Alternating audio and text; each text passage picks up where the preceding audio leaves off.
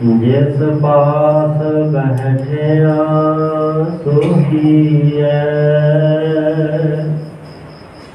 सबना दावे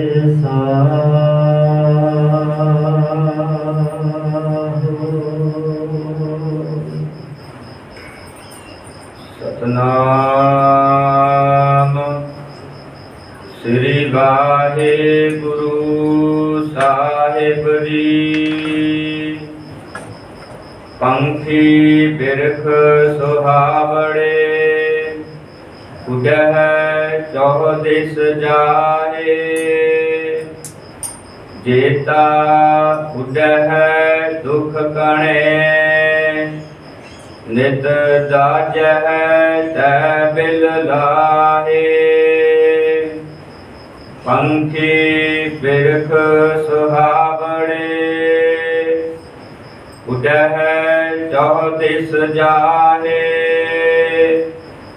जेता उडह दुख कणे नित दाजह तै बिल लाहे। बिन गुर महल न जापई ना अमृत फल पाहे। गुरमुख ब्रह्म हरियावला साजै सहज सुभाए। साखा दीन निवारिया एक शब्द लिव लाए। अमृत फल हर एक है आपे देखवाए। मन मुख उबे सो करिया ना फल तिना छाओ। तिना पास ना बैसिए औना घर ना गिराओ। कटिया है तै नित जालिया है औना शब्द ना नाओ। वाहिगुरु जी का खालसा वाहिगुरु जी की फतेह। परम सन्मान सत्कारयोग जुगो जुग अटल शब्द गुरु चावर तखत छत्र दे मालिक दसां पातशाहियां दी जोत समरथ परतख हाजिर नाजिर सतगुरु वालिए दो जहां हल्त पलत दे रखियक धन धन साहिब सतगुरु आदि श्री गुरु ग्रंथ साहिब जी महाराज ऐसे दीन दयाल सतगुरु पातशाह महाराज जी की अपरिपार कृपा रहमत बख्शिश का सदका श्री दशमेश पिता जी श्री कलगीधर जी पंथ वाली अमृत दे दाते सतगुरु साहिब कमाल बादशाह दरवेश अरशां फरशां दे मालिक नीले दे शाहे असवार देख देख दी तनी मर्द अगमड़े धन धन धन सतगुरु श्री गुरु गोबिंद सिंह साहिब जी महाराज जी दे महान पावन पवित्र इतिहासक मुकद्दस मुबारक पाक अस्थान तखत श्री केसगढ़ साहिब जी विखे हाजरियां भाला है यात्रा करते हैं। सतगुरु पातशाह महाराज जी की महान गुर संगत पंगत का लाहा ले रहे गुरु सवारे गुरु पातशाह जी की साजी नवाजी गुरु रूप गुरु खालसा गुरु संगत जीओ वड्डिया भागा सदका आप जी ने गुरु बख्शे हुए उदम उपराले प्रेरणा द्वारा साहिबान जी के महान अस्थान से हाजिरी भर के सतगुरु पातशाह जी को नतमस्तक होंदे हैं। साहिबान जी के दर्शन परसन करके सत संगत दियां गुर संगत दियां शुभ घड़ियां प्राप्त करते हैं। जीवन समय सवासा सफलिया किया है। साहिबान जी की महान इलाही दरगाह की अमृत बाणी को सरवण करने का सुभाग प्राप्त होया है। सतगुरु पातशाह जी की कृपा रहमत का सदका साहिबान जी के महान पावन अस्थान से लड़ीवार गुरु शब्द उपदेश धुरवी बाणी की विचार चल रही है। साढ़े कलयुगी जीवां के भले हेत समूह मानवता समुची मनुखता की कल्याण करने वाला पावन पवित्र उपदेश गरीब नवाज साहिब सच्चे पातशाह महाराज जी जिवें बख्शिश कर रहे हैं।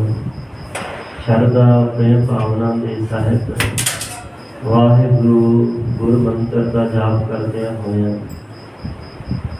साहिबान जी की पावन बाणी की विचार नाल सांझ पाइए। सारे मिलके गुर मंत्र का कलगीधर पातशाह जी के बख्शिश किए हुए उपदेश इस वाहिगुरु मंत्र का जप गुरु के सिख ने अपने जीवन काल में उठत बैठत सोवत ध्याई है। मार्ग चलत हरे हर सो उस अकाल पुरख परमेश्वर को वाह वाह करदे होया उसकी सिफत सलाह करदे होया जीवन की सवासां की सफलता होंदी है। इस वास्ते रसना की पवित्रता के लिए मन के टिकाव वास्ते मन की शांति वास्ते जीवात्मा की कल्याण वास्ते वाहिगुरु गुर मंत्र का जाप करना गुरमत का विधान सतगुरु की सिक्ख्या है। तो वाहिगुरु मंत्र का जाप करते हैं साहिबान के उपदेश न जुड़िए जपीए वाहे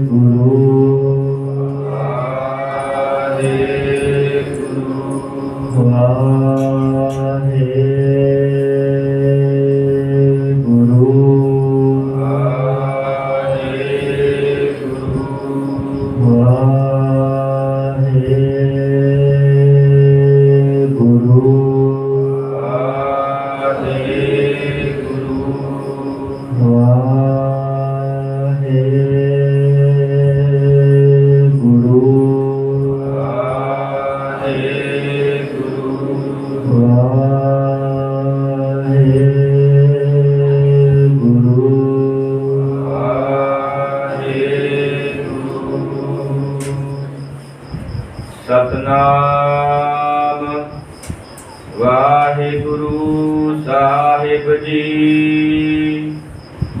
पंखी बिरख सुहावड़े उडह जो दिस जाहे। साहिब सतगुरु तीजे पातशाह सेवा सिमरन दे पुंज धन धन धन सतगुरु श्री गुरु अमरदास साहिब सच्चे पातशाह महाराज जी सेरी राग के अंदर मौजूदा स्वरूप 1430 अंग वालियां दे उपर ਛਿਆਹਠ ਅੰਗ ਦੇ ਉੱਪਰ ਪਾਵਨ ਪਵਿੱਤਰ ਉਪਦੇਸ਼ ਸ਼ਬਦ ਸੁਭਾਇਮਾਨ ਹੈ, ਜਿਸ ਸ਼ਬਦ ਦੇ ਅੰਦਰ ਸਤਿਗੁਰੂ ਪਾਤਸ਼ਾਹ ਜੀ ਨੇ ਮਨੁੱਖ ਦੀਆਂ ਦੋ ਬਿਰਤੀਆਂ ਨੂੰ ਦੋ ਪੰਛੀਆਂ ਦੇ ਰੂਪ ਵਿੱਚ ਵਰਣਨ ਕੀਤਾ ਹੈ। ਇੱਕ ਹੈ ਗੁਰਮੁਖ, ਇੱਕ ਹੈ ਮਨਮੁਖ। ਗੁਰਮੁਖ ਵੀ ਉਡਾਰੀਆਂ ਮਾਰਦਾ ਹੈ, ਕਿਸੇ ਟਿਕਾਣੇ ਤੇ ਪਹੁੰਚਦਾ ਹੈ। ਮਨਮੁਖ ਵੀ ਉਡਾਰੀ ਲਾਉਂਦਾ ਹੈ, ਮਨਮੁਖ ਦਾ ਆਪਣਾ ਟਿਕਾਣਾ, ਆਪਣਾ ਅਸਥਾਨ ਹੈ। ਇਹ ਦੋ ਤਰ੍ਹਾਂ ਦੇ ਪੰਛੀ ਹਨ। ਰਹਾਉ ਵਾਲੇ ਪੰਥ ਦੇ ਅੰਦਰ ਗੁਰਮੁਖ ਪੰਛੀ ਨੂੰ ਸਤਿਗੁਰੂ ਪਾਤਸ਼ਾਹ ਜੀ ਨੇ ਸਿੱਖਿਆ ਬਖਸ਼ਿਸ਼ ਕਰਦਿਆਂ ਹੋਇਆਂ ਮਨ ਰੇ ਗੁਰ ਕੀ ਕਾਰ ਕਮਾਏ ਦਾ ਸਿਧਾਂਤ ਉਪਦੇਸ਼ ਬਖਸ਼ਿਸ਼ ਕੀਤਾ ਹੈ। ਉਹ ਗੁਰੂ ਦੀ ਕਾਰ ਜਿਹੜੀ ਕਮਾਉਣੀ, ਗੁਰੂ ਦੇ ਭਾਣੇ ਰਜਾ ਵਿੱਚ ਤੁਰ ਪੈਣਾ, ਰਾਤ ਦਿਨ ਵਾਹਿਗੁਰੂ ਦੇ ਨਾਮ ਵਿੱਚ ਰਚੇ ਰਹਿਣਾ, ਮਿਲੇ ਰਹਿਣਾ, ਇਹ ਸਤਿਗੁਰੂ ਦੀ ਦੱਸੀ ਹੋਈ ਕਾਰ ਹੈ। ਕਿਉਂਕਿ ਗੁਰੂ ਨਾਮ ਤੋਂ ਬਿਨਾਂ, ਨਾਮ ਜਪ ਤੋਂ ਬਿਨਾਂ ਹੋਰ ਕੋਈ ਕਿਸੇ ਤਰ੍ਹਾਂ ਦੀ ਧੂਣੇ ਲਾਉਣ ਦੀ, ਜਲ ਧਾਰੇ ਕਰਨ ਦੀ, ਤੀਰਥ ਯਾਤਰਾ ਕਰਨ ਦੀ, ਹੋਰ ਵਾਧੂ ਤਰ੍ਹਾਂ ਦੇ ਸੰਜਮ ਰੱਖਣ ਦੀ, ਵਰਤ ਰੱਖਣ ਦੀ, ਸਿਰ ਵਿੱਚ ਸੁਆਹ ਪਾਉਣ ਦੀ, ਸਰੀਰ ਤੇ ਸੁਆਹ ਬਣਨ ਦੀ, ਕਾਰ ਕਰਨ ਵਾਸਤੇ ਜਗਿਆਸੂ ਸਿੱਖ ਨੂੰ ਕਦੇ ਨਹੀਂ ਆ ਸਕਦਾ। ਕਿਉਂਕਿ ਗੁਰੂ ਨੇ ਸਭ ਕੁਛ ਆਪ ਨਹੀਂ ਕੀਤਾ। ਧੂਣੇ ਪਾਉਣੇ, ਸਿਰ ਵਿੱਚ ਸੁਆਹ ਪਾਉਣੀ, ਸਰੀਰ ਤੇ ਸੁਆਹ ਮਲਣੀ, ਜਿਨ੍ਹਾਂ ਨੇ ਇਹ ਆਪ ਸਭ ਕੁਛ ਕੀਤਾ ਹੋਏ ਉਹ ਬਾਕੀਆਂ ਨੂੰ ਇਹੀ ਪ੍ਰੇਰਨਾ ਦਿੰਦੇ, ਭਾਈ ਆਹ ਕੁਛ ਕਰੋ। ਤੇ ਜਿਨ੍ਹਾਂ ਨੇ ਨਿਰਮਲ ਪੰਥ ਤੇ ਨਿਰਮਲ ਰਸਤੇ ਤੇ ਤੁਰ ਕੇ ਸਤਿਗੁਰੂ ਦੀ ਦੱਸੀ ਕਾਰ ਕਰਦਿਆਂ ਹੋਇਆਂ ਗ੍ਰਸਤ ਆਸ਼ਰਮ ਵਿੱਚ ਵਿਚਰਦਿਆਂ ਰਹਿੰਦਿਆਂ, ਕਾਰ ਵਿਹਾਰ ਕਰਦਿਆਂ ਹੋਇਆਂ ਵਿੱਚੇ ਗ੍ਰਸਤ ਉਦਾਸ ਰਹਾਵੇ ਤੇ ਸਿਧਾਂਤ ਨੂੰ, ਉਪਦੇਸ਼ ਨੂੰ ਸਮਝ ਲਿਆ। ਉਹਨਾਂ ਗੁਰਮੁਖ ਜੀਵ ਰੂਪ ਪੰਛੀਆਂ ਨੇ ਐਸ ਲੋਕ ਤੋਂ ਉਡਾਰੀ ਮਾਰ ਕੇ ਨਿਰੰਕਾਰ ਦੇ ਦੇਸ਼ ਵਿੱਚ ਜਾ ਕਰਕੇ ਆਪਣਾ ਵਾਸਾ ਕਰ ਲਿਆ। ਉਡਾਰੀ ਤੇ ਇੱਕ ਦਿਨ ਹਰ ਇੱਕ ਦੀ ਆਤਮਾ ਮਾਰਦੀ ਹੈ, ਪਰ ਕਿਸੇ ਦੀ ਉਡਾਰੀ 84 ਲੱਖ ਜੂਨਾਂ ਤੱਕ ਹੈ, ਵਾਰ-ਵਾਰ ਆਵਾਗਮਨ ਦੇ ਚੱਕਰ ਵਿੱਚ ਹੈ, ਉਹ ਵੀ ਉਡਾਰੀ ਹੈ। ਕਿਸੇ ਦੀ ਉਡਾਰੀ ਨਿਰੰਕਾਰ ਦੇ ਦੇਸ਼ ਵਿੱਚ ਹੈ। ਇਹ ਨਹੀਂ ਕਿ ਉਹ ਦੁਬਾਰਾ ਨਹੀਂ ਆਉਂਦੇ। ਅਕਾਲ ਪੁਰਖ ਜਦੋਂ ਚਾਹੇ ਜਾਂ ਉਸ ਗੁਰਮੁਖ ਦੀ ਜਦੋਂ ਇੱਛਾ ਹੋਏ, ਉਹ ਜਦੋਂ ਮਰਜ਼ੀ ਆ ਜਾਵੇ, ਜਦੋਂ ਮਰਜ਼ੀ ਚਲਿਆ ਜਾਵੇ। ਗੁਰਮੁਖ ਆਵੇ ਜਾਏ ਨਿਸੰਗ, ਨਿਸੰਗ ਹੋ ਕੇ ਸੋ ਆਪਣੀ ਸਵੈ ਇੱਛਾ ਅਨੁਸਾਰ। ਅੱਜ ਦਾ ਜੋ ਉਪਦੇਸ਼ ਸਾਹਿਬਾਂ ਨੇ ਰਹਾਉ ਵਾਲੇ ਬੰਦ ਤੋਂ ਅੱਗੇ ਪ੍ਰਾਰੰਭ ਕੀਤਾ ਹੈ, ਪੰਖੀ ਬਿਰਖ ਸੁਹਾਵਣੇ ਊਦਹਿ ਦਹਿ ਦਿਸ ਜਾਏ। ਫਿਰ ਸਤਿਗੁਰੂ ਪਾਤਸ਼ਾਹ ਜੀ ਨੇ ਪਹਿਲੀ ਪੰਕਤੀ ਵਾਲਾ ਸਿਧਾਂਤ ਦਿਖਾਇਆ ਹੈ, ਪੰਖੀ ਬਿਰਖ ਸੁਹਾਵੜਾ ਸੱਚ ਜੁਗੈ ਗੁਰ ਭਾਏ। ਹੁਣ ਇਸ ਪੰਕਤੀ ਦੀ ਵਿਆਖਿਆ ਵੇਖਣੀ ਹੋਵੇ, ਸਿੱਧੇ ਤੌਰ 'ਤੇ ਤਾਂ ਸਾਨੂੰ ਇਉਂ ਜਾਪੇਗਾ ਕਿ ਇੱਥੇ ਕਿਸੇ ਪੰਛੀ ਦੀ, ਕਿਸੇ ਬਿਰਖ ਰੁੱਖ ਦੀ, ਕਿਸੇ ਸੁੰਦਰਤਾਈ ਦੀ, ਕਿਸੇ ਉਡਾਰੀ ਦੀ ਗੱਲ ਹੋ ਰਹੀ ਹੈ। ਇਹ ਸ਼ਾਇਦ ਸਭ ਕੁਛ ਬਾਹਰ ਮੁਖੀ ਹੈ। ਜੇਕਰ ਬਾਹਰ ਮੁਖੀ ਬਿਰਤੀ ਨਾਲ ਵੇਖਾਂ ਤੱਕਾਂਗੇ, ਸੋਚਾਂਗੇ, ਵਿਚਾਰਾਂਗੇ ਤਾਂ ਸਭ ਕੁਛ ਬਾਹਰ ਮੁਖੀ ਪ੍ਰਤੀਤ ਹੋਵੇਗਾ। ਪਰ ਜੇਕਰ ਗੁਰੂ ਪਾਤਸ਼ਾਹ ਦੀ ਬਾਣੀ ਪੜਾਂਗੇ, ਬਾਣੀ ਵਿੱਚ ਪਤਾ ਲੱਗੇਗਾ ਪੰਖੀ ਪੰਛੀ ਕੌਣ ਹੈ, ਰੁੱਖ ਕਿਹੜਾ ਹੈ, ਸੁੰਦਰਤਾਈ ਕਿਹੜੀ ਹੈ। ਮਾਰੂ ਰਾਗ ਦੇ ਅੰਦਰ ਜਾ ਕੇ ਧੰਨ ਗੁਰੂ ਅਮਰਦਾਸ ਅਤੇ ਪਾਤਸ਼ਾਹ ਜੀ ਨੇ ਇਸ ਪੰਕਤੀ ਦੀ ਖੋਲ੍ਹ ਕੇ ਵਿਆਖਿਆ ਕੀਤੀ ਹੈ। ਕਾਇਆ ਬਿਰਖ ਪੰਖੀ ਵਿੱਚ ਵਾਸਾ। ਹੁਣ ਬਿਰਖ ਕਿਹੜਾ, ਦਰਖਤ ਕਿਹੜਾ, ਰੁੱਖ ਕਿਹੜਾ ਹੈ, ਕੋਈ ਸ਼ੱਕ, ਕੋਈ ਸੰਦੇਹ, ਕੋਈ ਭਰਮ ਨਹੀਂ ਰਹਿਣ ਦਿੱਤਾ।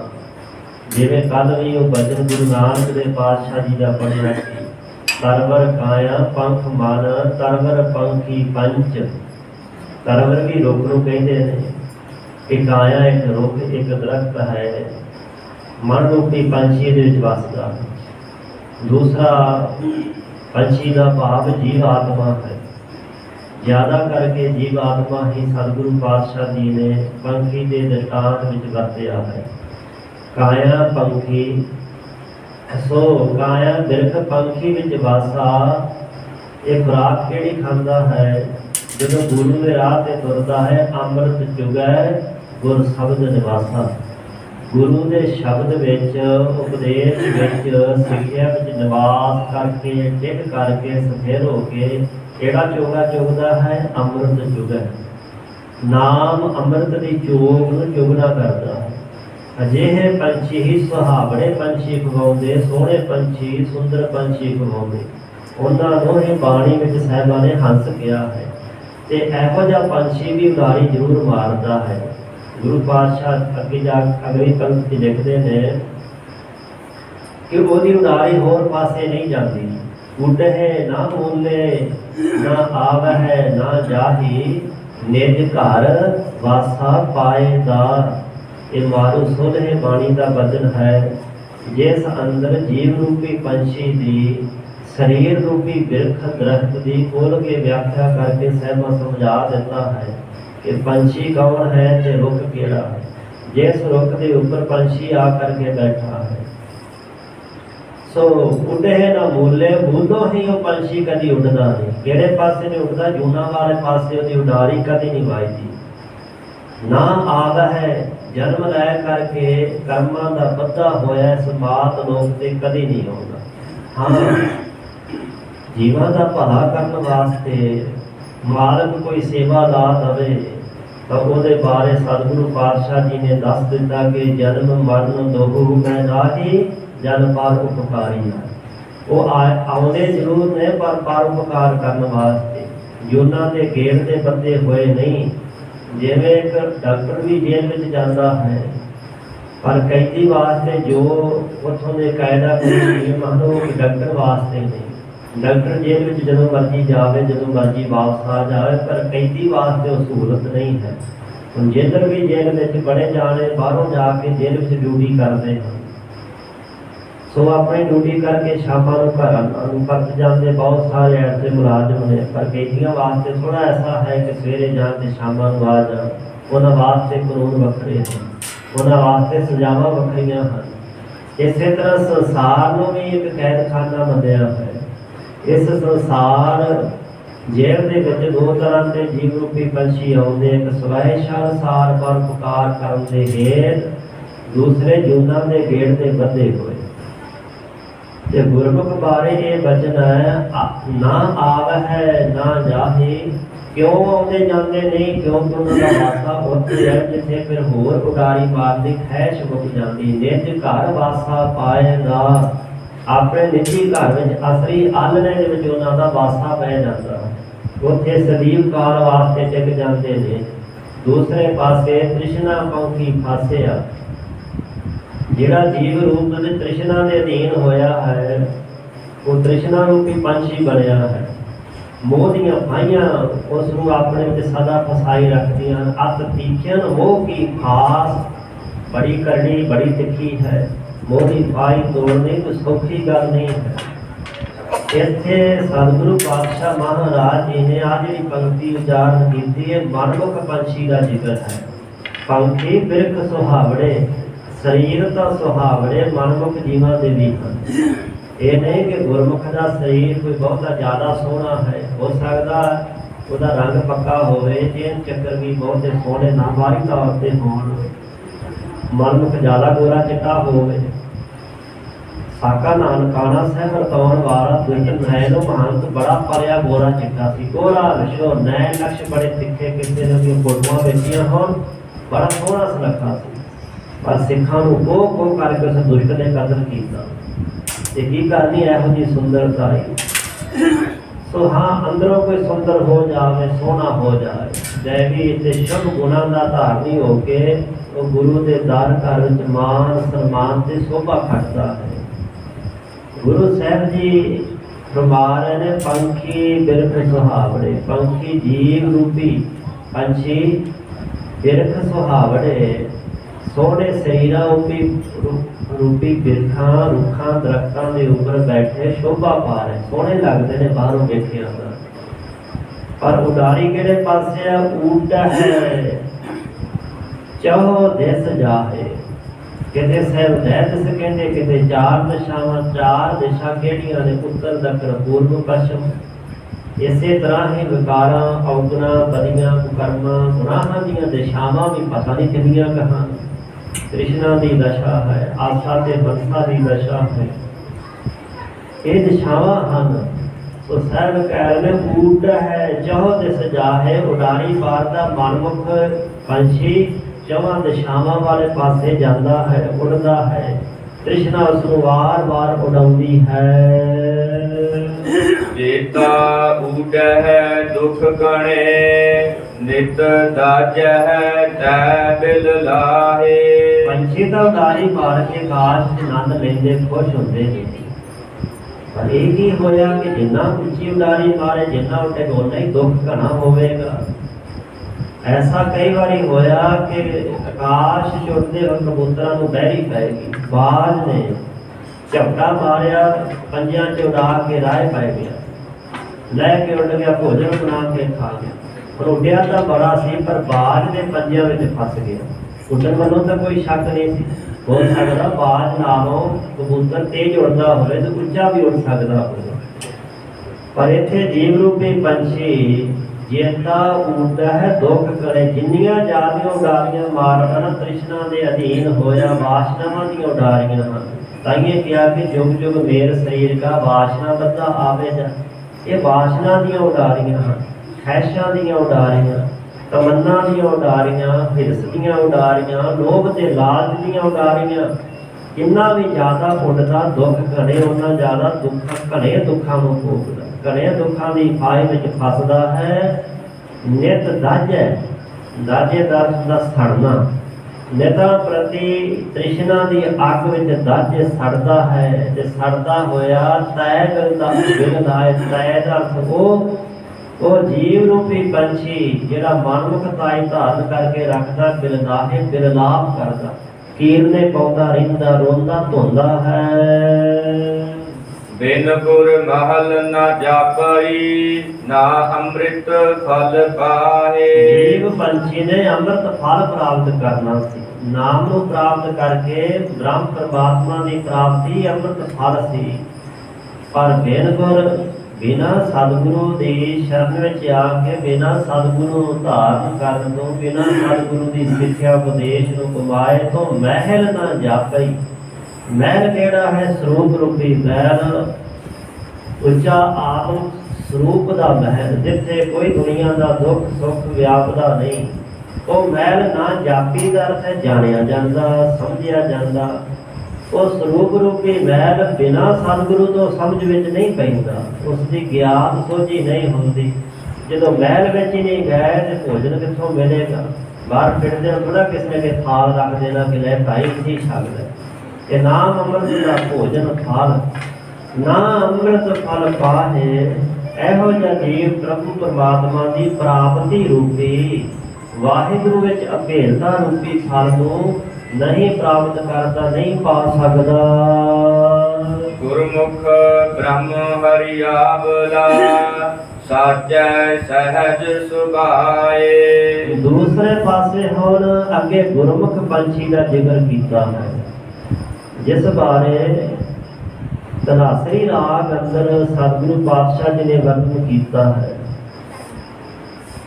ਕਿ ਗੁਰ ਸਾਗਰ ਰਤਨੀ ਭਰਪੂਰੇ, ਅੰਮ੍ਰਿਤ ਸੰਤ ਜੁਗੇ ਨਹੀਂ ਦੂਰੇ। ਹਰ ਰਸ ਜੋਗ ਜੁਗੇ ਪ੍ਰਭ ਭਾਵੈ, ਜਦੋਂ ਹਰੀ ਦੇ ਨਾਮ ਰਸ ਦੀ ਜੋਗ ਗੁਰਮੁਖ ਪੰਛੀ ਹੰਸ ਜੁਗਦੇ ਨੇ, ਪ੍ਰਭੂ ਨੂੰ ਭਾ ਜਾਂਦੇ ਹਨ। ਗੁਰਮੁਖ ਬ੍ਰਹਮ ਹਰਿਆਵਲਾ, ਗੁਰਮੁਖ ਜਿਹਦਾ ਮੂੰਹ ਗੁਰੂ ਵਾਲੇ ਪਾਸੇ ਹੈ, ਉਹ ਬ੍ਰਹਮ ਪਰਮੇਸ਼ਰ ਚ ਮਿਲਿਆ ਹੋਇਆ ਇੱਕ ਹਰਿਆਵਲਾ ਦਰਖਤ ਹੈ।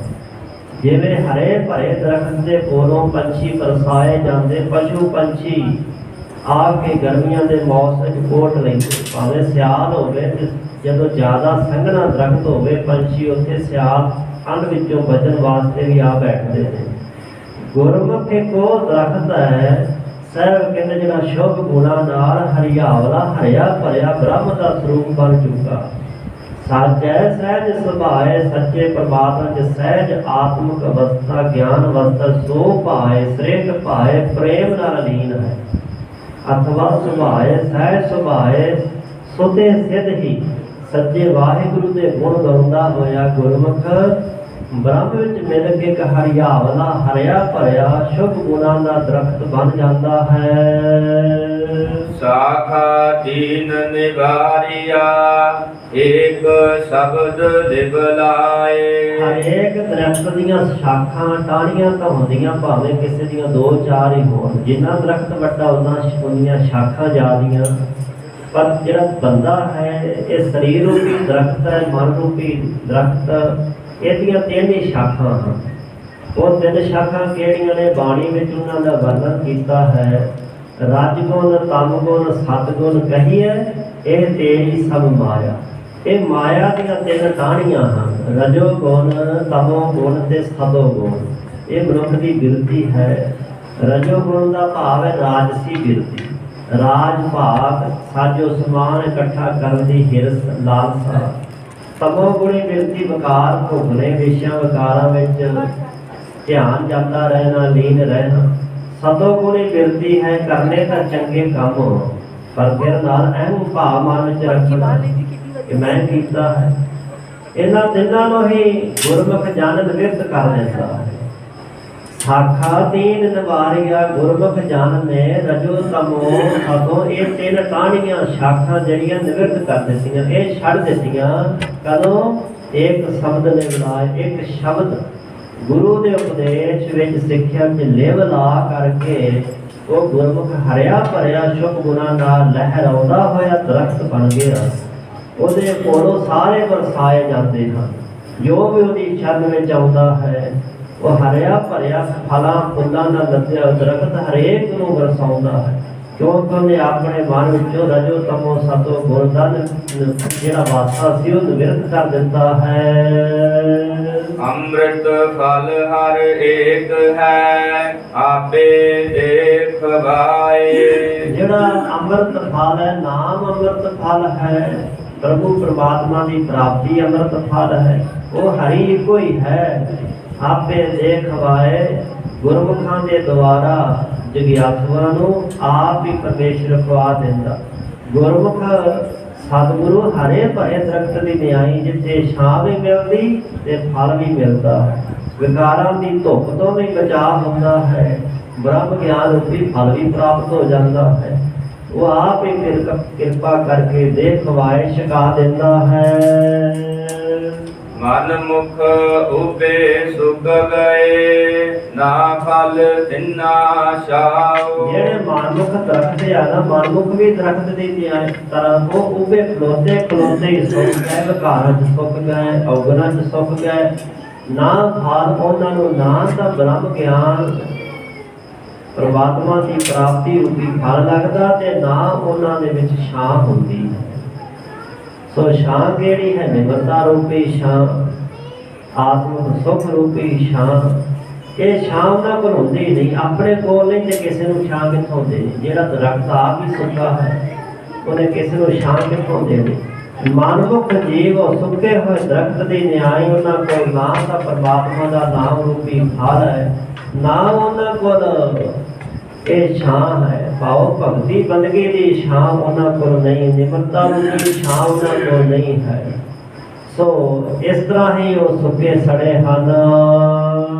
ਤਿੰਨਾ ਪਾਸ ਨਾ ਬੈਸੀਐ ਔਨਾ ਘਰ ਨਾ ਗਿਰਾਓ। ਔਰ ਸੁੱਕੇ ਰੁੱਖਾਂ ਕੋਲ ਕੌਣ ਬੈਠਦਾ? ਹਰਿਆ ਭਰਿਆ ਰੁੱਖ ਵੇਖ ਕੇ ਜੇਠ ਹਾੜ ਦੀ ਗਰਮੀ ਬੰਦਾ ਚਾਹੁੰਦਾ ਕਿ ਇੱਥੇ ਝੱਟ ਸਾਹ ਲੈ ਲਵਾਂ, ਦਮ ਲੈ ਲਾਂ। ਜਿਹੜਾ ਰੁੱਖ ਸੁੱਕਾ ਸੜਿਆ ਉੱਥੇ ਕੌਣ ਬੈਠੇਗਾ? ਗੁਰੂ ਸਾਹਿਬ ਕਹਿੰਦੇ ਮਨਮੁਖ ਜੀਵ ਸੁੱਕੇ ਰੁੱਖਾਂ ਦੀ ਤਰ੍ਹਾਂ ਨੇ ਭਾਈ, ਜਿੰਨਾ ਪਾਸ ਨਾ ਬੈਠੀ ਉਹਨਾਂ ਦੇ ਕੋਲ ਨਾ ਬੈਠਣਾ ਚਾਹੀਏ। ਆਪ ਸੁੱਕ ਜਾਓਗੇ, ਸੁੱਕੇ ਕੋਲ ਬੈਠੋਗੇ ਸੁੱਕ ਜਾਓਗੇ। ਕਿਉਂਕਿ ਉਹਨਾਂ ਘਰ ਨਾ ਗਿਰਾਓ, ਨਾ ਕਿ ਉਹਨਾਂ ਦਾ ਘਰ ਘਾਟ, ਨਾ ਉਹਨਾਂ ਦਾ ਗਿਰਾਓ ਕੋਈ ਨਗਰ ਹੈ। ਘਰ ਕਿਹੜਾ? ਸਰੂਪ ਰੂਪੀ ਘਰ, ਤੇ ਗਿਰਾਓ ਕਹਿੰਦੇ ਨੇ ਨਗਰ ਨੂੰ ਸਾਧ ਸੰਗਤ ਰੂਪੀ ਨਗਰ ਅਥਵਾ ਸੱਚਖੰਡ ਰੂਪੀ ਨਗਰ। ਤੇ ਸਰੂਪ ਰੂਪੀ ਘਰ ਉਹਨਾਂ ਦੇ ਕੋਲ ਨਹੀਂ ਹੈ। ਇਹੋ ਜਿਹੇ ਜਿਹੜੇ ਮਾਲਕ ਦੇ ਦਰ ਤੋਂ ਖੁੱਝ ਚੁੱਕੇ, ਭਟਕ ਚੁੱਕੇ, ਉਹਨਾਂ ਦੇ ਨੇੜੇ ਭਾਈ ਨਾ ਜਾਣਾ ਚਾਹੀਏ, ਨਾ ਬੈਠੀਏ। ਕਟੀਐ ਤੈ ਨਿਤ ਜਾਲੀਐ ਆਨਾ ਸ਼ਬਦ ਨ ਨਾਉ। ਜਿਹੜੇ ਸੁੱਕੇ ਦਰਖਤ ਰੁੱਖ ਨੇ ਉਹ ਭਾਵੇਂ ਸਰਕਾਰੀ ਹੋਵੇ ਤੇ ਜਿਹਨੂੰ ਲੋੜ ਹੋਵੇ ਨਾ ਉਹ ਨੇਰੇ ਸਵੇਰੇ ਚਾਹੁੰਦਾ ਕੱਟ ਲਵਾਂ, ਅੱਗ ਬਾਲਾਂਗੇ, ਰਸੋਈ ਤਪੇਗੀ, ਸੁੱਕੇ ਦਰਖਤਾਂ ਨੂੰ ਕੱਟ ਲਿਆ ਜਾਂਦਾ। ਇਸੇ ਤਰ੍ਹਾਂ ਜਿਹੜੇ ਮਾਨਵ ਖੌਗਰਾਂ ਵਿੱਚ ਸੁੱਕ ਗਏ, ਕੱਟੀਏ ਤੈ ਨਿਤ ਜਾਲੀਏ, ਦੁੱਖਾਂ ਵਿੱਚ ਕੱਟੇ ਜਾਂਦੇ, ਜੂਨਾਂ ਵਿੱਚ ਸਾੜੇ ਜਾਂਦੇ, ਭਵਾਏ ਜਾਂਦੇ। ਸੋ ਕੱਟਣ ਤੋਂ ਭਾਵ ਹੈ ਜੂਨਾਂ ਵਿੱਚ ਪਾਏ ਜਾਂਦੇ, ਜਾਲੀਏ ਤੋਂ ਭਾਵ ਦੁੱਖਾਂ ਵਿੱਚ ਸੜਦੇ ਹਨ। ਨਿਤ ਨਿਦਾ ਪ੍ਰਤੀ ਉਹਨਾਂ ਸ਼ਬਦ ਦਾ ਨਾਮ, ਉਹਨਾਂ ਕੋਲ ਨਾ ਗੁਰੂ ਦਾ ਸ਼ਬਦ ਹੈ, ਸ਼ਬਦ ਨਾ ਹੋਣ ਕਰਕੇ ਨਾਮ ਵੀ ਕੋਲ ਨਹੀਂ, ਨਾਮ ਨਹੀਂ ਜਪਦੇ। ਉਹਨਾਂ ਕੋਲ ਪਰਮਾਤਮਾ ਦਾ ਨਾਮ ਨਹੀਂ ਹੈ, ਗੁਰੂ ਦਾ ਸ਼ਬਦ ਉਪਦੇਸ਼ ਸਿੱਖਿਆ ਉਹਨਾਂ ਨੇ ਪਾਸ ਨਹੀਂ ਹੈ। ਇਹੋ ਜਿਹੇ ਮਾਨਵ ਸੁੱਕੇ ਸੜੇ ਦਰਖਤ ਦੀ ਤਰ੍ਹਾਂ ਕੱਟੇ ਵੀ ਜਾਂਦੇ, ਸਾੜੇ ਜਾਂਦੇ ਹਨ। ਹੁਕਮੈ ਕਰਮ ਕਮਾਵਣੇ ਭਇ ਕਿਰਤ ਫਿਰਾਓ। ਸੋ ਹੁਕਮ ਜਿਸ ਤਰ੍ਹਾਂ ਹੋਇਆ ਮਾਲਕ ਦਾ, ਉਸ ਹੁਕਮ ਅਨੁਸਾਰ ਪਿਆ ਕਿਰਤ ਪਈ। ਕਿਰਤ ਦਾ ਅਰਥ ਹੈ ਕਰਮ, ਪਿਆ ਕਿਰਤ ਫਿਰਾਓ। ਮਾਲਕ ਦੇ ਹੁਕਮ ਵਿੱਚ ਜੀਵ ਨੇ ਕੰਮ ਕੀਤਾ। ਮਾਲਕ ਨੇ ਆਗਿਆ ਦਿੱਤੀ ਸੀ, ਅੱਖਾਂ ਦਿੱਤੀਆਂ, ਚੰਗਾ ਵੇਖ ਮੰਦਾ ਵੇਖ, ਕੰਨ ਦਿੱਤੇ, ਬਾਣੀ ਸੁਣ, ਨਿੰਦਾ ਸੁਣ, ਮੂੰਹ ਦਿੱਤਾ, ਬਾਣੀ ਪੜ੍ਹ ਜਾਂ ਕਿਸੇ ਨੂੰ ਗੰਦਾ ਮੰਦਾ ਬੋਲ, ਹੱਥ ਪੈਰ ਦਿੱਤੇ, ਚੰਗੇ ਪਾਸੇ ਤੁਰ, ਮਾੜੇ ਪਾਸੇ ਤੁਰੇ। ਕੁਛ ਹੱਦ ਤੱਕ ਸੁਤੰਤਰਤਾ ਦਿੱਤੀ ਮਾਲਕ ਨੇ, ਜਿਵੇਂ ਪੰਛੀ ਨੂੰ 100 ਮੀਟਰ ਦੀ ਰੱਸੀ ਪਾ ਕੇ ਬੱਧਾ ਹੋਵੇ ਤੇ 100 ਮੀਟਰ ਤੱਕ ਤਾਂ ਉਡਾਰੀ ਮਾਰ ਹੀ ਸਕਦਾ ਹਨ। ਇਹ ਤਾਂ ਨਹੀਂ ਕਿ ਉਹ 100 ਮੀਟਰ ਤੱਕ ਵੀ ਨਹੀਂ ਉੱਡ ਸਕਦਾ। ਇਸੇ ਤਰ੍ਹਾਂ ਮਨੁੱਖ ਜੀਵ ਰੂਪੀ ਪੰਛੀ ਨੂੰ ਮਾਲਕ ਨੇ ਕੁਛ ਹੱਦ ਤੱਕ ਸੁਤੰਤਰਤਾ ਦਿੱਤੀ। ਸੋ ਅੱਖਾਂ ਬੰਦ ਕਰੇ, ਖੁਦ ਰਵੇ ਦੀ ਮਰਜ਼ੀ ਹੈ। ਕੰਨਾਂ ਵਿੱਚ ਕੀ ਸੁਣਨਾ ਹੈ, ਇਹ ਸੁਣ ਸਕਦਾ, ਚੰਗਾ ਸੁਣ ਸਕਦਾ ਹੈ। ਹੱਥਾਂ ਨਾਲ ਸੇਵਾ ਕਰਨੀ ਜਾਂ ਕਿਸੇ ਦਾ ਗਲਾ ਵੱਢਣਾ ਹੈ। ਸੋ ਸਾਹਿਬ ਕਹਿੰਦੇ ਹੁਕਮੇ ਕਰਮ ਕਮਾਵਣੇ, ਹੁਕਮ ਅਨੁਸਾਰ ਜੀਵ ਕਰਮ ਕੰਮ ਕਮਾਉਣਾ ਕਰਦੇ ਤੇ ਪਏ ਕਿਰਤ ਕਰਾਓ। ਪਏ ਹੋਏ ਕਿਰਤ ਅਨੁਸਾਰ ਹੁਕਮ ਵਿੱਚ ਕੰਮ ਕੀਤਾ ਤੇ ਫਿਰ ਉਹ ਕਿਰਤ ਬਣ ਗਈ। ਉਹ ਮੰਦੇ ਕੰਮ ਜਿਹੜੇ ਸਨ ਫਿਰ ਉਹਨਾਂ ਦੇ ਕੀਤੇ ਅਨੁਸਾਰ ਕਰਾਓ ਦਾ ਜੂਨਾਂ ਵਿੱਚ ਕਰਾਇਆ ਜਾਂਦਾ। ਜੂਨਾਂ ਦੇ ਵਿੱਚ ਉਹ ਭਟਕਦਾ ਹੈ ਕੀਤੇ ਹੋਏ ਕਰਮਾਂ ਅਨੁਸਾਰ। ਤਾਂ ਇਹ ਕਹਿੰਦੇ ਕਿਰਤ ਕਰਮ ਕੇ ਵਿਛੜੇ ਕਰ ਕਿਰਪਾ ਬਿਲ। ਜਿਹੋ ਜਿਹੇ ਕਰਮ ਕੀਤੇ ਉਹ ਕਿਰਤ ਪੈ ਗਈ, ਉਹਨਾਂ ਅਨੁਸਾਰ ਉਹਨਾਂ ਨੂੰ ਫਿਰਾਇਆ ਜਾਂਦਾ, ਭਟਕਾਇਆ ਜਾਂਦਾ ਹੈ। ਹੁਕਮੈ ਦਰਸ਼ਨ ਦੇਖਣਾ ਜਹ ਭੇਜੈ ਤਹ ਜਾਓ। ਹਾਂ, ਮਾਲਕ ਦੇ ਹੁਕਮ ਵਿੱਚ ਹੀ ਮਾਲਕ ਦਾ ਸਤਿਗੁਰੂ ਦਾ ਦਰਸ਼ਨ ਦੇਖਣਾ ਹੁੰਦਾ ਹੈ। ਦਰਸ਼ਨ ਦੇਖਣੇ ਕਾ ਚਾਓ, ਮਨ ਵੈਰਾਗ ਪਿਆ ਦਰਸ਼ਨ ਦੇਖਣੇ ਕਾ ਚਾਓ। ਦਰਸ਼ਨ ਪ੍ਰਾਪਤ ਹੁੰਦਾ ਉਹਦੇ ਹੁਕਮ ਵਿੱਚ, ਜਹ ਭੇਜੇ ਤਹ ਜਾਓ। ਗੁਰਮੁਖ ਜਨ ਮਾਲਕ ਦੀ ਰਜਾ ਵਿੱਚ ਰਹਿੰਦੇ। ਉਹ ਕਹਿੰਦੇ ਜਿੱਥੇ ਤੂੰ ਭੇਜਦਾ ਨਾ ਉੱਥੇ ਅਸੀਂ ਜਾਣਾ ਕਰਾਂਗੇ। ਗੁਰੂ ਅਰਜਨ ਦੇਵ ਪਾਤਸ਼ਾਹ ਨੇ ਆਖਿਆ ਸੀ, ਮਹਾਰਾਜ ਤੁਸੀਂ ਵਿਆਹ ਦੇ ਕਾਰਜ ਦੇ ਭੇਜ ਰਹੇ ਹੋ, ਕਿਤੇ ਔਖੇ ਸਮੇਂ ਤੇ ਭੇਜੋ ਤੇ ਮੈਂ ਤਾਂ ਫਿਰ ਵੀ ਜਾਣ ਵਾਸਤੇ ਤਿਆਰ ਹਾਂ। ਕੱਲ੍ਹ ਨੂੰ ਸਾਹਿਬਾਂ ਦਾ ਸ਼ਹੀਦੀ ਦਿਵਸ ਹੈ। ਧੰਨ ਗੁਰੂ ਅਰਜਨ ਦੇਵ ਪਾਤਸ਼ਾਹ ਮਹਾਰਾਜ ਜੀ ਦਾ ਸ਼ਹੀਦੀ ਦਿਹਾੜਾ ਹੈ। ਗੁਰਦੁਆਰਾ ਸ਼ੀਸ਼ਗੰਜ ਸਾਹਿਬ ਵਿਖੇ ਕੱਲ੍ਹ ਤੋਂ ਸ਼੍ਰੀ ਅਖੰਡ ਪਾਠ ਸਾਹਿਬ ਪ੍ਰਾਰੰਭ ਹੋਏ ਨੇ ਔਰ ਕੱਲ੍ਹ ਨੂੰ ਆਉਣ ਵਾਲੇ ਕੱਲ੍ਹ ਨੂੰ ਭੋਗ ਪਾਏ ਜਾਣਗੇ, ਦੀਵਾਨ ਸੱਜਣਗੇ। ਸੋ ਥਾਵਾਂ ਪਰ ਥਾਵਾਂ ਦੇ ਗੁਰੂ ਘਰਾਂ ਵਿੱਚ ਸਭਾ ਸੁਸਾਇਟੀਆਂ ਵੱਲੋਂ ਇਹਨਾਂ ਦਾ ਇਹ ਮਹਾਨ ਦਿਹਾੜਾ ਮਨਾਇਆ ਜਾ ਰਿਹਾ ਹੈ। ਜਿਨ੍ਹਾਂ ਸਾਹਿਬ ਨੇ ਸਕੂਲਾਂ ਤੇ ਚੱਲਦਿਆਂ ਹੋਇਆਂ ਸੱਚ ਧਰਮ ਦੀ ਪ੍ਰਤੱਗਿਆ ਤੇ ਪਹਿਰਾ ਦਿੰਦਿਆਂ ਹੋਏ, ਕਸਵੱਟੀ ਨੂੰ ਸਹਾਰਦਿਆਂ ਹੋਇਆਂ ਸ਼ਹੀਦੀ ਪ੍ਰਾਪਤ ਕੀਤੀ। ਸਾਹਿਬ ਕਹਿੰਦੇ ਜੈ ਭੇਜੇ ਤੈ ਜਾਓ। ਮੈਨੂੰ ਜਿੱਥੇ ਮਾਲਕਾ ਤੂੰ ਭੇਜਣਾ ਕਰੇ ਮੈਂ ਉੱਥੇ ਜਾਵਾਂ। ਇਹ ਗੁਰਮੁਖ ਜਨ ਆਖਦੇ ਹਨ। ਹੁਕਮੈ ਹਰ ਹਰ ਮਨ ਬਸੈ ਹੁਕਮੈ ਸੱਚ ਸਮਾਓ। ਉਹਦੇ ਹੁਕਮ ਵਿੱਚ ਹੀ ਹਰ ਹਰ ਵਾਹਿਗੁਰੂ ਵਾਹਿਗੁਰੂ ਕਹਿਣਾ ਮਨ ਵਿੱਚ ਵਸ ਜਾਂਦਾ ਹੈ ਤੇ ਹੁਕਮ ਵਿੱਚ ਤੁਰਨ ਕਰਕੇ ਸੱਚ ਵਿੱਚ ਸਮਾਓ ਹੁੰਦਾ, ਸਮਾਈ ਹੋ ਜਾਂਦੀ, ਲੀਨਤਾ ਪ੍ਰਾਪਤ ਹੁੰਦੀ ਹੈ। ਹੁਕਮੈ ਜਾਣੈ ਬਪੁੜੇ ਭੂਲੇ ਫਿਰੇ ਗਵਾਰ। ਜਿਹੜੇ ਬੱਪੜੇ ਵਿਚਾਰੇ ਜੀਵ ਹੁਕਮ ਨਾ ਜਾਣੇ ਬੱਪੜੇ ਨਾ ਜਾਣੇ ਨਹੀਂ ਜਾਣਦੇ ਵਾਹਿਗੁਰੂ ਦੀ ਰਜਾ ਹੁਕਮ ਕੀ ਹੈ ਸਾਹਿਬਾਂ ਦਾ। ਇਹ ਬੱਪੜੇ ਵਿਚਾਰੇ ਜੀਵ ਜਿਹੜੇ ਨਹੀਂ ਨਾ ਜਾਣਦੇ ਭੂਲੇ ਫਿਰੇ ਗਵਾਰ। ਪੰਥਾ ਪ੍ਰੇਮ ਨਾ ਜਾਣੀ ਭੂਲੀ ਫਿਰੇ ਗਵਾਰ। ਨਾਨਕ ਹਰ ਬਿਸਰਾਏ ਕਹਿ ਪਾਉਂਦੇ ਨਰਕ ਅੰਧਿਆ। ਇਹੋ ਜੀ ਜੀਵ ਆਤਮ ਮਾਰਗ ਤੋਂ ਪਾਓ ਭਗਤੀ ਬੰਦਗੀ ਦੇ ਰਸਤੇ ਤੋਂ ਖੁੱਲੇ ਹੋਏ ਭਟਕਦੇ ਫਿਰਦੇ ਗਵਾਰ ਕਹਿੰਦੇ ਮੂਰਖਾਂ ਨੂੰ। ਉਹ ਗਵਾਰ ਬੇਸਮਝ ਮੂਰਖ ਭੁੱਲੇ ਹੋਏ ਭਟਕਦੇ ਹੋਏ ਫਿਰਦੇ ਹਨ, ਜੂਨਾਂ ਵਿੱਚ ਫਿਰਦੇ ਹਨ। ਮਨ ਹੱਠ ਕਰਮ ਕਮਾਵਦੇ ਨਿਤ ਨਿਤ ਹੋਏ ਕੁਹਾਰ। ਉਹ ਇਹੋ ਜਿਹਾ ਕੀ ਕਰਦੇ ਨੇ ਕਿ ਜੂਨਾਂ 'ਚ ਫਿਰਦੇ, ਸਾਹਿਬ ਕਹਿੰਦੇ ਉਹ ਮਨ ਦਾ ਹੱਠ ਕਰਕੇ ਉਹ ਕਰਮ ਕਰਦੇ ਜਿਨ੍ਹਾਂ ਤੋਂ ਗੁਰੂ ਨੇ ਮਨਾਹੀ ਕੀਤੀ ਸੀ। ਮਨ ਦਾ ਹੱਠ ਜਿੱਦੀ ਸੁਭਾਅ ਧਾਰਨ ਕਰਕੇ ਮਨਮੁਖਾਂ ਵਾਲੇ ਕਰਮ ਕਰਦੇ ਨੇ। ਨਿਤ ਨਿਤ ਹੋਏ ਖੁਆਰ, ਜਿਸ ਕਰਕੇ ਫਿਰ ਨਿਤਾਂ ਪ੍ਰਤੀ ਵਾਰ ਹਰ ਜੂਨਾਂ 'ਚ ਪੈ ਕੇ ਖੱਜਲ ਖੁਆਰ ਹੁੰਦੇ ਹਨ। ਅੰਤਰ ਸਾਤ ਨਾ ਆਵਈ ਨਾ ਸੱਚ ਲਗੈ ਪਿਆਰ। ਇਹੋ ਜਿਹੇ ਮਨਮੁਖ ਜੀਵਾਂ ਦੇ ਅੰਤਰ ਆਤਮਾ ਹਿਰਦੇ 'ਚ ਸ਼ਾਂਤ ਨਹੀਂ ਆ ਸਕਦੀ। ਸ਼ਾਂਤੀ ਕਿੱਥੋਂ ਆਉਣੀ? ਜਿੱਥੇ ਅੱਗ ਬਲਦੀ ਉੱਥੇ ਠੰਡਕ ਕਿੱਥੇ? ਉਹਨਾਂ ਦੇ ਹਿਰਦੇ 'ਚ ਸ਼ਾਂਤੀ ਨਹੀਂ ਆਉਂਦੀ, ਨਾ ਹੀ ਸੱਚੇ ਉਪਦੇਸ਼ ਪ੍ਰਮਾਤਮਾ ਨਾਲ ਲੱਗੇ ਪਿਆਰ, ਉਹਨਾਂ ਦਾ ਪਿਆਰ ਲੱਗਦਾ ਹੈ। ਗੁਰਮੁਖੀਆ ਮੂਹ ਸੋਹਣੇ ਗੁਰ ਕੈ ਹੇਤ ਪਿਆਰ। ਜਿਹੜੇ ਗੁਰਮੁਖੀਆ ਗੁਰਮੁਖ ਜੀਵ ਨੇ ਉਹਨਾਂ ਗੁਰਮੁਖ ਜਨਾਂ ਦੇ ਮੂੰਹ ਮੁਖ ਜਿਹੜੇ ਬੜੇ ਸੋਹਣੇ ਹਨ। ਸਹੀ ਸੁੰਦਰ ਸੋਹਣੇ ਸਾਧ ਸੰਗਤ ਜਿਹੇ ਬਹਿਨੇ, ਸਾਧ ਸੰਗਤ ਵਿੱਚ ਬੈਠਣ ਵਾਲਿਆਂ ਦੇ ਮੂੰਹ ਸੋਹਣੇ ਨੇ। ਨਾਨਕ ਤੇ ਮੁਖ ਉਜਲੇ, ਉਹਨਾਂ ਦੇ ਉਜਲੇ ਮੁਖ ਹਨ। ਖਾਲਤ ਪਾਤਰ ਮੁਖ ਉਜਲ ਹੋਈ ਹੈ, ਨਿਤ ਧਿਆਈਏ ਹਰ ਪੁਰਖ ਨਿਰੰਜਨਾ। ਉਹ ਸੋਹਣੇ ਮੂੰਹ ਵਾਲੇ ਗੁਰਮੁਖ ਜਨ ਨੇ ਜਿਹੜੇ ਗੁਰ ਕੈ ਹਿਤ ਪਿਆਰ, ਗੁਰੂ ਦੇ ਹਿੱਤੂ ਤੇ ਸਤਿਗੁਰੂ ਨਾਲ ਪਿਆਰ ਕਰਦੇ ਹਨ। ਸੱਚੀ ਭਗਤੀ ਸੱਚ ਰਤੇ ਦਰ ਸੱਚੈ ਸਚਿਆਰ।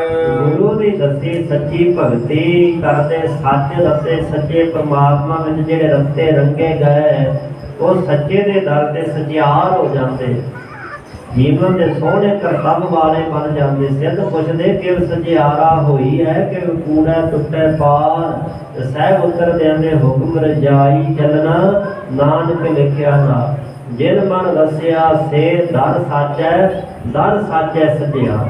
ਜਿਨ੍ਹਾਂ ਦੇ ਮਨ ਵਿੱਚ ਰੱਬ ਵਸ ਜਾਵੇ ਉਹ ਗੁਰਮੁਖ ਸਚਿਆਰ ਹਨ। ਉਹ ਸ਼ੁਭ ਕਰਮਾਂ ਦੇ ਧਾਰਨੀ ਹਨ, ਸੋ ਨਾਮ ਦੇ ਰੰਗ ਵਿੱਚ ਰੰਗੇ ਗਏ। ਆਏ ਸੇ ਪਰਵਾਨ ਹੈ ਸਭ ਕੁਲ ਕਾ ਕਰੇ ਉਧਾਰ। ਇਹੋ ਜਿਹੇ ਗੁਰਮੁਖ ਜਨ ਆਏ, ਸੇ ਦਾ ਅਰਥ ਹੈ ਉਹ ਗੁਰਮੁਖ ਜਨ ਆਏ ਪ੍ਰਵਾਨ ਹੈ। ਸੰਸਾਰ ਚ ਪਰਵਾਨੀਕ ਹਨ, ਕਬੂਲ ਹੈ। ਉਹਨਾਂ ਦਾ ਆਉਣਾ ਥਾਏ ਪੈ ਜਾਂਦਾ। ਆਇਆ ਤਿਨ ਕਾ ਸਫਲ ਭਇਆ ਹੈ, ਇੱਕ ਮਨ ਜਿਨੀ ਧਿਆਇਆ। ਆਇਆ ਸਫਲ ਬਾਹੂ ਕੋ ਗਣੀਐ, ਜਾਸ ਰਸਨ ਹਰ ਹਰ ਜਸ ਪੜੀਏ। ਦੂਜੇ ਪਾਸੇ ਆਵਨ ਆਏ ਸਿੱਖ ਮੈਂ ਫਿਰ ਬੂਝੇ ਪਾਸ ਢੋਰ। ਉਹ ਢੋਰ ਪਸ਼ੂ ਗਵਾਰ ਨੇ ਜਿਨ੍ਹਾਂ ਨੂੰ ਆਪਣੇ ਆਤਮ ਸਰੂਪ ਦੀ ਸਮਝ ਨਹੀਂ ਪਈ, ਗੁਰੂ ਦਾ ਮਾਰਗ ਜਿਨ੍ਹਾਂ ਨੂੰ ਨਹੀਂ ਨਜ਼ਰ ਪਿਆ। ਇਹੋ ਜਿਹੇ ਗੁਰਮੁਖ ਜਨ ਸਾਹਿਬ ਕਹਿੰਦੇ ਪਰਮਾਨੀਕ ਨੇ, ਸੰਸਾਰ ਤੇ ਆਏ ਸਫਲ ਨੇ, ਜਿਹੜੇ ਸਭ ਕੁਲ ਕਾ ਕਰੇ ਉਹਦਾ। ਆਪ ਤਾਂ ਤੈਸੇ ਹੀ ਹਨ, ਸਾਰੀ ਕੁਲ ਖਾਨਦਾਨ ਆਪਣੀ ਅੰਸ਼ ਬੰਸ ਦਾ ਵੀ ਉਧਾਰ ਕਰ ਲੈਂਦੇ ਹਨ। ਸਭ ਨਦਰੀ ਕਰਮ ਕਮਾਵਦੇ ਨਦਰੀ ਬਾਹਰ ਨਾ ਕੋਏ। ਸਾਰੇ ਜੀ ਮਾਲਕ ਦੀ ਨਦਰੀ, ਨਦਰ ਵਿੱਚ ਹੀ ਕਰਮ ਕਰਦੇ ਨੇ। ਕੋਈ ਐਸਾ ਨਹੀਂ, ਸਭ ਉੱਪਰ ਨਦਰ ਪ੍ਰਭ ਤੇਰੀ, ਕਿਸੇ ਥੋੜੀ ਕਿਸੇ ਹੈ ਕਨੇਰੀ। ਕਿਸੇ ਤੇ ਬਹੁਤੀ ਨਜ਼ਰ ਹੈ, ਕਿਸੇ ਤੇ ਥੋੜੀ ਹੈ, ਸਾਰਿਆਂ ਦੇ ਉੱਪਰ ਉਹਦੀ ਨਜ਼ਰੀ। ਚਿੱਤੈ ਅੰਦਰ ਸਭ ਕੋ ਵੇਖ ਨਜ਼ਰੀ ਹੇਠ ਚਲਾਏ। ਸਾਨੂੰ ਭਾਵੇਂ ਨਹੀਂ ਚੇਤਾ, ਪਰ ਸਾਹਿਬ ਕਹਿੰਦੇ ਉਹਦੇ ਚਿੱਤ ਵਿੱਚ ਤੁਸੀਂ ਹੋ। ਅਸੀਂ ਉਹਦੇ ਚੇਤੇ ਵਿੱਚ ਹਾਂ ਕਿ ਮੈਂ ਇਹਨੂੰ ਘੱਲਿਆ ਹੈ, ਇਹਨੂੰ ਪਾਲਣਾ ਹੈ, ਇਹਨੂੰ ਵਾਪਸ ਵੀ ਸੱਦਣਾ ਤੇ ਕਦੋਂ ਸੱਦਣਾ ਹੈ। ਮਰਨ ਲਿਖਾਏ ਮੰਡਲ ਮੈਂ ਆਏ, ਜੀਵਨ ਸਾਜੇ ਮਾਰੀ। ਸੋ ਸਾਹਿਬ ਫਰਮਾਉਂਦੇ ਨੇ ਸਭ ਨਦਰੀ ਕਰਮ ਕਮਾਵਦੇ। ਸਾਰੇ ਜੀ ਮਾਲਕ ਦੀ ਨਜ਼ਰ ਵਿੱਚ, ਨਿਗਾਹ ਵਿੱਚ ਕਰਮ ਕੰਮ ਕਮਾਵਦੇ, ਕਰਨਾ ਕਰਦੇ ਨੇ। ਨਜ਼ਰੀ ਬਾਹਰ ਨਾ ਹੋਏ, ਉਹਦੀ ਨਜ਼ਰੀ ਨਿਗਾਹ ਤੋਂ, ਉਹਦੀ ਦ੍ਰਿਸ਼ਟੀ ਤੋਂ ਬਾਹਰ ਨਾ ਹੋਏ। ਕੋਈ ਵੀ ਜੀਵ ਬਾਹਰ ਹੋ ਕੇ ਕੋਈ ਕੰਮ ਨਹੀਂ ਕਰ ਸਕਦਾ। ਜੈਸੀ ਨਦਰ ਕਰ ਦੇਖੈ ਸੱਚਾ ਤੈਸਾ ਹੀ ਕੋ ਹੋਏ। ਉਹ ਸੱਚਾ ਪਰਮਾਤਮਾ ਸਾਹਿਬ ਕਹਿੰਦੇ ਜਿਹੋ ਜੀ ਨਜ਼ਰ ਕਰਕੇ ਵੇਖਦਾ ਨਾ, ਤੈਸਾ ਹੀ ਕੋ ਉਹ ਜਿਹਾ ਹੀ ਹੋ ਜਾਂਦਾ। ਉਹ ਪਿਆਰ ਭਰੀ ਨਿਗਾਹ ਨਾਲ ਵੇਖ ਲਵੇ ਤੇ ਜੀਵ ਪਿਆਰ ਨਾਲ ਭਰ ਜਾਂਦਾ ਹੈ। ਜੇਕਰ ਉਹ ਕਰੂਰ ਤਰੀਕੇ ਨਾਲ ਤੱਕ ਲਵੇ ਤੇ ਹਰਨਾਕਸ਼ ਵਰਗੇ ਫਿਰ ਇੱਥੇ ਸੰਸਾਰ ਦੇ ਲੱਭਦੇ ਨਹੀਂ। ਉਹਨਾਂ ਨੂੰ ਗੁਰੂ ਕੀ ਬਾਣੀ ਫਿਰ ਦੁਸ਼ਟ ਕਹਿੰਦੀ ਹੈ। ਨਹੀਂ ਤਾਂ ਕਿਸੇ ਬੰਦੇ ਨੂੰ ਵਿਅਕਤੀਗਤ ਤੌਰ ਤੇ ਦੁਸ਼ਟ ਕਹਿਣਾ ਸਿੱਧੀ ਗਾਲ ਹੈ ਕਿ ਤੂੰ ਦੁਸ਼ਟ ਹੈ। ਪਰ ਰੋਜ਼ਾਨਾ ਗੁਰੂ ਘਰਾਂ 'ਚ ਪੜ੍ਹਿਆ ਜਾਂਦਾ ਕਿ ਹਰਨਾਕਸ਼ ਦੁਸ਼ਟ ਹਰ ਮਾਰਿਆ। ਸਿੱਧਾ ਹੀ ਸਾਹਿਬ ਕਹਿ ਰਹੇ ਨੇ। ਕਿਉਂ? ਕਿਉਂਕਿ ਮਾਲਕ ਨੇ ਨਜ਼ਰ ਤਾਂ ਉਹਦੇ ਵੱਲ ਵੀ ਕੀਤੀ ਹੈ, ਪਰ ਉਹਦੇ ਵੱਲ ਨਜ਼ਰ ਸਵੱਲੀ ਨਹੀਂ ਹੈ। ਪਿਓ ਤੇ ਪੁੱਤਰ ਦਾ ਝਗੜਾ ਹੈ। ਪੁੱਤਰ ਕਹਿੰਦਾ ਪਰਮਾਤਮਾ ਹੈ, ਜ਼ਰੇ ਜ਼ਰੇ ਚ ਪਿਓ ਕਹਿੰਦਾ ਮੈਂ ਹੀ ਰੱਬ ਹਾਂ। ਇੱਕ ਉੱਪਰ ਪਿਆਰ ਦੀ ਨਜ਼ਰ ਨੌ ਉਹੀ ਹਨ, ਹੱਥ ਉਹੀ ਨੇ। ਉਹਨਾਂ ਹੱਥਾਂ ਨਾਲ ਹਰਨਾਕਸ਼ ਨੂੰ ਚੀਰ ਦਿੰਦਾ, ਉਹਨਾਂ ਹੀ ਹੱਥਾਂ ਨਾਲ ਫੜ ਕੇ ਤੇ ਪ੍ਰਹਲਾਦ ਜੀ ਨੂੰ ਪੱਟਾਂ ਤੇ ਬਿਠਾ ਲੈਂਦਾ। ਐਸਾ ਲਿਖਿਆ ਬਾਣੀ 'ਚ ਗੁਰੂ ਅਰਜਨ ਦੇਵ ਪਾਤਸ਼ਾਹ ਨੇ ਕਿ ਧਰਤੀ ਥਰ ਥਰ ਕੰਬੀ, ਆਕਾਸ਼ ਪਟਣ ਵਾਲਾ ਹੋਇਆ। ਦੇਵਤੇ ਜਿਹੜੇ ਸਨ ਤਿਲਮਿਲਾ ਉੱਠੇ, ਕੰਬ ਉੱਠੇ। ਦੇਵ ਬੋਲੀ ਕਰੇ ਜੈਕਾਰ, ਮਾਤਾ ਨਰਸਿੰਘ ਕਾ ਰੂਪ ਨਿਵਾਰ। ਉਹ ਲక్ష్ਮੀ ਕੋਲ ਪਹੁੰਚ ਗਏ, ਕਹਿਣ ਲੱਗੇ ਸਾਡੇ ਕੋਲ ਉਹਦਾ ਤੇਜ ਜਰਿਆ ਨਹੀਂ ਜਾਂਦਾ। ਮਾਂ ਲక్ష్ਮੀ ਨਰਸਿੰਘ ਨੂੰ ਕਹੇ ਕਿ ਆਪਣਾ ਇਹ ਰੂਪ ਜਿਹੜਾ ਸਮਾਪਤ ਕਰ ਲੈ। ਤੇ ਗੁਰੂ ਸਾਹਿਬ ਕਹਿੰਦੇ ਲక్ష్ਮੀ ਭਾਉ ਕਰੇ ਨਾ ਸਾਕੇ ਜਾਏ। ਮੈਂ ਲੱਗੀ ਅੱਜ ਮੇਰੀ ਖੈਰ ਨਹੀਂ, ਮੈਂ ਗਈ ਤਾਂ ਹੋ ਸਕਦਾ ਮੇਰੇ ਵੀ ਤਾਂ ਲਫੇੜੇ ਜੜ ਦਵੇ, ਮੇਰੀ ਵੀ ਸੇਵਾ ਕਰ ਦਵੇ। ਇੱਕ ਬੰਦਾ ਹੈ, ਉਹਦੇ ਚਰਨ ਫੜ ਲਓ ਤੇ ਤੁਸੀਂ ਵੀ ਬਚ ਸਕਦੇ। ਉਹ ਕੌਣ ਹੈ? ਕਹਿੰਦੇ ਪ੍ਰਹਲਾਦ। ਪ੍ਰਹਲਾਦ ਜਨ ਚਰਨੀ ਲੱਗ ਗਿਆ। ਦੇਵਤੇ ਪ੍ਰਹਲਾਦ ਦੇ ਪੈਰ ਫੜਦੇ ਕਹਿਣ ਲੱਗੇ ਮਹਾਂਪੁਰਖੋ ਤੁਸੀਂ ਸਾਨੂੰ ਵੀ ਬਚਾਓ ਤੇ ਕਹੋ ਕਿ ਇਹ ਜਿਹੜਾ ਆਪਣਾ ਰੂਪ ਹੈ ਸਮੇਟ ਲਵੇ ਪਰਮਾਤਮਾ। ਸੋ ਸਾਹਿਬ ਕਹਿੰਦੇ ਜੈਸੀ ਨਜ਼ਰ ਕਰ ਦੇਖੈ ਬਾਲਕ, ਜਿਹੋ ਜੀ ਨਿਗਾਹ ਕਰਕੇ ਵੇਖਦਾ ਨਾ ਸੱਚਾ, ਤੈਸਾ ਹੀ ਕੋ ਹੋਏ। ਉਹੋ ਜਿਹਾ ਕੋਈ ਅਵਸਥਾ ਨੂੰ ਪ੍ਰਾਪਤ ਹੋ ਜਾਂਦਾ ਹੈ। ਨਰਕਾਂ ਵਿੱਚ ਸੁੱਟ ਦਿੱਤਾ ਸੀ 10,000 ਵਰਾ। ਕਹਿੰਦੇ ਜਦੋਂ ਰਾਜ ਸਮਾਪਤ ਹੋ ਗਿਆ ਭਗਤ ਪ੍ਰਹਲਾਦ ਜੀ ਦਾ ਤੇ ਆਖਿਆ ਪਰਮਾਤਮਾ ਨੇ ਆਹ ਸੱਚਖੰਡ ਵਿੱਚ। ਪਹਿਲਾਂ ਪੁੱਛਿਆ ਕਹਿੰਦੇ ਮੇਰਾ ਬਾਪ ਕਿੱਥੇ ਹੈ? ਕਹਿੰਦੇ ਉਹ ਤਾਂ ਨਰਕਾਂ ਵਿੱਚ ਹੈ। ਤੇ ਕਹਿੰਦੇ ਕਿ ਤੇਰਾ ਭਗਤ ਉਹਦੇ ਘਰ ਵਿੱਚ ਪੈਦਾ ਹੋਇਆ ਹੈ ਤੇ ਫਿਰ ਕੀ ਹੋਇਆ? ਜੇਕਰ ਉਸਨੇ ਮੇਰੇ ਤੇ ਜ਼ੁਲਮ ਕੀਤਾ, ਅਤਿਆਚਾਰ ਕੀਤਾ, ਹੈ ਤਾਂ ਮੇਰਾ ਬਾਪ ਹੀ ਸੀ ਨਾ, ਉਹਦਾ ਵੀ ਭਲਾ ਕਰ ਦੋ। ਭਗਤ ਪ੍ਰਹਲਾਦ ਦੇ ਕਾਰਨ ਪ੍ਰਹਲਾਦ ਜਾਣ ਕੇ 21 ਗੁਰ ਉਹਦਾ ਹੈ। ਹਰਨਾਕਸ਼ ਤਰ ਗਿਆ ਬਾਣੀ 'ਚ ਦੱਸਿਆ। ਕਾਹਦੇ ਕਾਰਨ? ਪ੍ਰਹਲਾਦ ਜੀ ਦੇ ਕਾਰਨ। ਕਿਉਂਕਿ ਪ੍ਰਹਲਾਦ ਜੀ ਦੀ ਮਿਹਰ ਦੀ ਨਿਗਾਹ ਬਾਪ ਉੱਪਰ ਨਹੀਂ ਹੋਊਗੀ। ਗੁਰਮੁਖ ਕੋਟ ਉਧਾਰ ਦਾ ਤੇ ਨਾਵੇ ਇੱਕ ਕੜੀ, ਨਾਮ ਦਾ ਕਿਨਕਾ ਪਾਤਰ ਦੇ ਕਰਕੇ ਕਰੋੜਾਂ ਦਾ ਪਾਰ ਉਤਾਰਾ ਕਰ ਦਿੱਤਾ। ਐਸਾ ਗੁਰਮੁਖਾਂ ਨੇ ਕੀਤਾ। ਸੋ ਸਾਹਿਬ ਕਹਿੰਦੇ ਸੱਚਾ ਪਰਮਾਤਮਾ ਹੈ ਤੈਸਾ ਹੀ ਕੋ, ਉਹੋ ਜਿਹਾ ਕੋਈ ਹੋ ਜਾਂਦਾ ਹੈ। ਨਾਨਕ ਨਾਮ ਵਡਾਈਆ ਕਰਮ ਪ੍ਰਾਪਤ ਹੋਏ। ਸਾਰੀਆਂ ਵਡਿਆਈਆਂ ਨਾਮ ਦੀਆਂ ਹੀ ਹਨ। ਨਾਮ ਦੁਆਰਾ ਹੀ ਸੱਚੀਆਂ ਵਡਿਆਈਆਂ, ਬਰਕਤਾਂ, ਬਖਸ਼ਿਸ਼ਾਂ ਤੇ ਰਹਿਮਤ ਪ੍ਰਾਪਤੀ ਹੁੰਦੀਆਂ ਹਨ। ਇਸ ਜਗ ਮੇਂ ਸੋਭਾ ਨਾਮ ਕੀ, ਫਿਰ ਨਾਵੇਂ ਸੋਭ ਨਾ ਹੋਏ। ਨਾਮ ਦੀ ਸੱਚੀ ਸੋਭਾ ਹੈ, ਪ੍ਰਾਪਤ ਹੁੰਦੀ ਕਰਮ ਦੁਆਰਾ।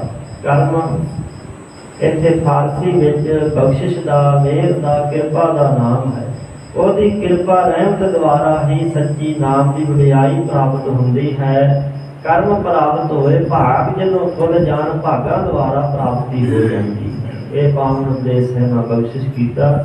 ਜਿਸ ਅੰਦਰ ਪੰਛੀ ਦਾ ਜ਼ਿਕਰ ਕੀਤਾ ਹੈ, ਦੋ ਤਰ੍ਹਾਂ ਦੀ ਗਿਣਤੀ, ਇੱਕ ਗੁਰਮੁਖ ਹੈ, ਇੱਕ ਮਨਮੁਖ ਹੈ।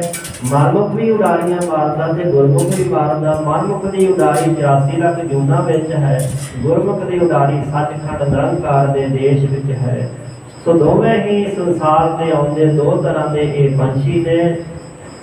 ਜੀਵ ਰੂਪੀ ਪੰਛੀ ਹੈ, ਸਰੀਰ ਰੂਪੀ ਰੁੱਖ ਹੈ ਜਿਹਦੇ ਉੱਪਰ ਜੀਵ ਆਤਮਾ ਪੰਛੀ ਦੀ ਤਰ੍ਹਾਂ ਰਹਿੰਦਾ ਹੈ। ਸਰੀਰ ਸਾਰੇ ਸੋਹਣੇ ਨੇ, ਸਰੀਰ ਕੋਈ ਮਾੜਾ ਨਹੀਂ, ਪਰ ਮਾੜੀ ਹੈ ਬਿਰਤੀ, ਮਾੜੀ ਹੈ ਸੋਚ। ਜਿਸ ਕਰਕੇ ਸਾਹਿਬ ਕਹਿੰਦੇ ਮਨਮੁਖ ਔਗਣਾ ਵਾਲੇ ਪਾਸੇ ਹਮੇਸ਼ਾ ਉਡਾਰੀ ਮਾਰਦਾ, ਔਗਣਾ ਵਿੱਚ ਫਸ ਜਾਂਦਾ ਹੈ।